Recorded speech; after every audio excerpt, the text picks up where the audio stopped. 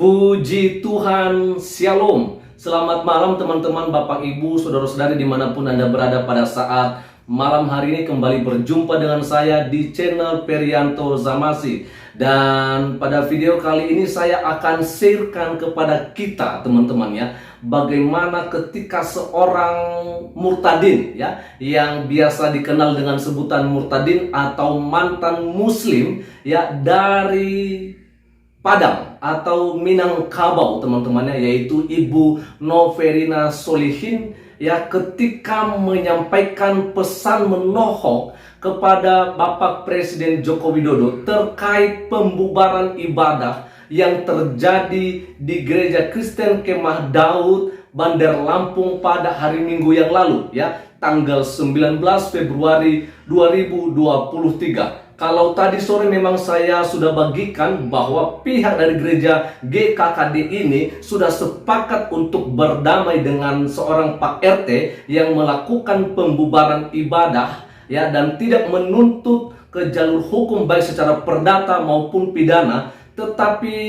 tetap saja ya, kita tetap suarakan bahwa yang namanya keadilan benar-benar harus ya disentuh ya, sampai kepada seluruh masyarakat yang ada di Indonesia tanpa pandang bulu. Dan akhirnya pada kesempatan ini Ibu Noverina Solihin mengatakan bahwa kalau masalah yang begini-begini tidak bisa diatasi, ya udah biarkanlah ya Indonesia ini dibagi dua saja. Yang sebelah timur untuk Kristen bersama dengan non-muslim yang lain, sedangkan untuk bagian barat biarlah itu untuk yang muslim. Nah ini ya benar-benar pesan yang sangat luar biasa dari Ibu Noverina Solihin, dan selengkapnya kita akan lihat lewat video yang satu ini.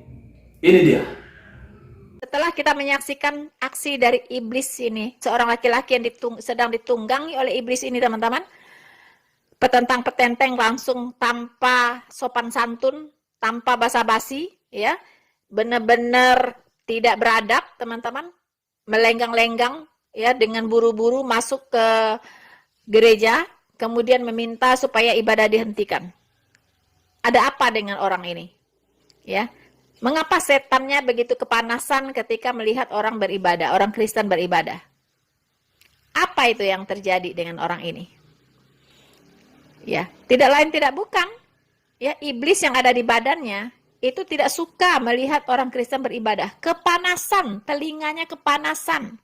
Ya, sehingga berbuat anarkis, ya, katanya sempat melakukan kekerasan terhadap pendeta dari gereja Kemah Daud.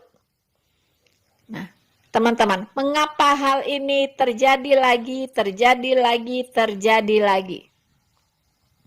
Sementara Bapak Presiden kita Joko Widodo sudah menghimbau dengan sangat keras, tidak boleh terjadi pembubaran gereja yang sedang melakukan ibadah. Tidak boleh membubarkan orang yang sedang beribadah. Tidak boleh, karena itu melanggar konstitusi negara. Sebelumnya mari kita saksikan dulu apa yang dikatakan oleh Pak Jokowi berikut ini. Konstitusi tidak boleh kalah dengan kesepakatan. Ada rapat FKUB misalnya, maka tidak memperbolehkan membangun tempat ibadah. Hati-hati loh, konstitusi kita hati-hati menjamin itu. Ada peraturan wali kota atau ada instruksi bupati, hati-hati, kita semua harus tahu masalah ini. Konstitusi kita itu memberikan kebebasan beragama dan beribadah, meskipun hanya 1, 2, 3 kota atau kabupaten, tapi hati-hati mengenai itu, karena saya lihat masih terjadi. Dan saya berpikir sesusah itukah orang yang akan beribadah. Saudara-saudaraku yang terkasih di dalam Tuhan, ternyata himbauan dari Pak Jokowi ini nggak ngaruh teman-teman, nggak ngaruh, karena tidak ada sanksi tegas, hanya menghimbau saja, ya. Dan mereka tidak takut dengan seorang Presiden Joko Widodo, tidak takut, ya, karena mereka punya dunianya sendiri. Siapa lagi yang bertanggung jawab dengan peristiwa seperti ini? Abdul Somad Ya, Abdul Somad teman-teman yang selalu ya membuat statement-statement yang memicu radikalisme dan intoleransi. Dia bilang kalau pemerintah daerah memberikan izin berdirinya rumah ibadah, itu akan mendapatkan dosa jariah. Ya inilah yang sedang dipraktekkan, yang diimani oleh mungkin banyak kepala-kepala daerah di Indonesia ini. Yang takut pula ya memberikan izin kepada gereja untuk memiliki legalitas, teman-teman. Takut mereka akan mendapatkan dosa jariah seperti yang digaungkan oleh Somad. Sekarang mau jadi apa negara ini kalau begini? Presiden tidak didengarkan. Apa yang dikatakan Somad itu yang didengarkan. Yang jadi presiden itu siapa sebenarnya? Sekarang bagaimana tindakannya dari Bapak Jokowi? Saya udah capek loh ngomongnya ya. Udah capek berkali-kali ngomong, berulang-ulang gitu. Berulang-ulang saya suarakan terus Pak Jokowi, Pak Jokowi. Ya. Kalau hanya menghimbau, nggak ada dampaknya. Harus ada sanksi tegas. Ya, berikan tanggung jawab ini kepada pemerintah daerah. Biarlah pemerintah daerah yang bertanggung jawab untuk daerahnya. Kalau terjadi di daerahnya tindakan-tindakan anarkis dan intoleransi seperti ini, minta pertanggungjawaban dari kepala daerahnya, Pak Jokowi. Ya. Kalau tidak bisa bertanggung jawab, berikan sanksi tegas, pecat saja. Jadi semua perangkat pemerintah daerah itu diedukasi bagaimana sih cara hidup bertoleransi. Ya. Dari gubernur, wali kota, bupati, camat, lurah, RT, RW, semuanya harus diberikan pendidikan Pancasila. Ya. Dan pengetahuan tentang Undang-Undang Dasar 1945 yang berhubungan dengan toleransi dalam berbangsa dan bernegara ini. Jadi kalau begini terus sampai kapan? Sampai kapan? Apalagi ini udah menjelang pemilu. Kita sudah memasuki tahun-tahun politik. Pasti akan memanas dan memanas. Ya. Dan banyak daerah-daerah dan daerah-daerah yang ingin menerapkan syariat Islam itu sudah semakin muncul ke permukaan. Apa yang harus dilakukan untuk menahan gerakan ini? Apa yang harus dilakukan? Apakah hanya menonton saja? Saya sudah katakan, Pak Jokowi, himbauan Bapak itu bagus, baik. Tetapi tanpa ada sanksi, itu omong kosong. Omong kosong. Ya, omong kosong, Pak. Kemudian saya selalu ingatkan lagi, selama SKB 2 Menteri tidak dicabut, Pak, peristiwa intoleransi, menutup rumah ibadah, menghentikan orang beribadah akan terus terjadi dari setan-setan ini. Karena setan itu akan punya alasan, ya, mengapa mereka harus menghentikan orang ibadah. Banyak nanti akan dicari-cari alasannya. Pak Jokowi, tolong, mungkin Bapak harus keluarkan kepres untuk pencabutan SKB 2 Menteri. Kalau tidak, omong kosong. Ya, lebih baik negara ini kita bagi dua saja dari sekarang. Ya, negara Islam dan negara Kristen. Nanti yang non-Muslim ikut Kristen semua. Begitu.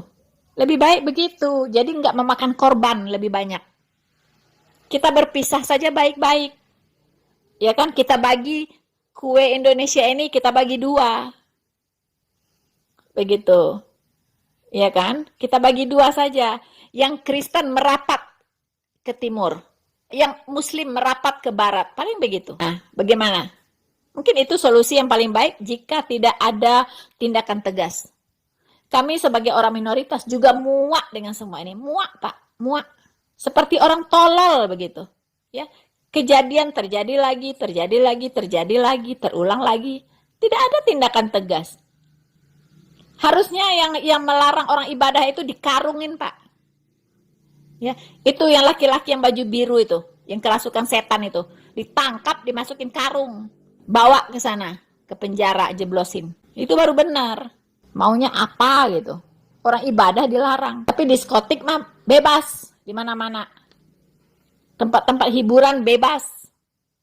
Orang ibadah dilarang, orang nyembah Tuhan dilarang, ya dasar setan. Ya, yang nggak suka orang menyembah Tuhan. Itulah dasar setan. Bandar Lampung itu orangnya, penduduknya, masyarakat Lampung itu sangat heterogen, teman-teman. Sangat heterogen. Semua suku ada di sana. Ya, semua suku. Kalau saya katakan Bandar Lampung itu Indonesia mini. Indonesia mini. Ya, dan toleransi dari masyarakatnya sangat bagus. Tapi akhir-akhir ini saya lihat itu semakin banyak kelompok-kelompok radikal ada di sana. Bahkan teroris juga banyak ditangkapin di Bandar Lampung itu. Saudara-saudaraku yang terkasih di dalam Tuhan, ternyata dalam 1 bulan Februari ini saja sudah 2 kali terjadi penutupan gereja di Bandar Lampung, teman-teman. Sebelum minggu kemarin, tanggal 19 Februari 2023, itu juga terjadi penutupan gereja di minggu tanggal 5 Februari 2023, teman-teman. Di 5 Februari ini itu ditutup gereja Protestan Injili Nusantara Philadelphia di Kelurahan Waikandis, Kecamatan Tanjung Senang, Bandar Lampung. Dan minggu 19 Februari 2023 kemarin itu terjadi penutupan gereja Kristen Kemah Daud di daerah Rajabasa, Kecamatan Rajabasa, Jalan Soekarno-Hatta, Bandar Lampung. Ini yang dibubarkan oleh warga, teman-teman, yang tadi kita sudah lihat videonya.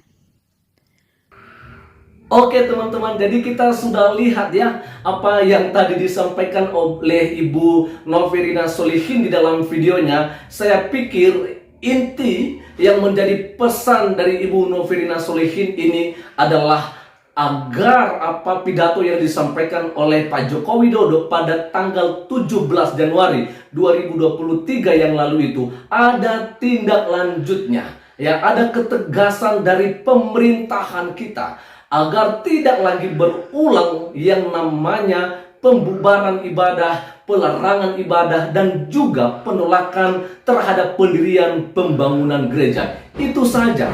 Dan sekali lagi kita juga mengingatkan soal SKB 2 Menteri atau peraturan bersama Menteri Agama dan Menteri Dalam Negeri, ya, agar dicabut, ya, agar SKB 2 Menteri itu segera dicabut, karena ini juga yang menjadi akar permasalahan kenapa banyaknya terjadi, seringnya terjadi pembubaran dan pelarangan ibadah, khususnya orang-orang yang non-muslim. Ini harapan kita, ya. Dan sekian saja dulu untuk malam hari ini. Tuhan Yesus memberkati kita semua. Shalom.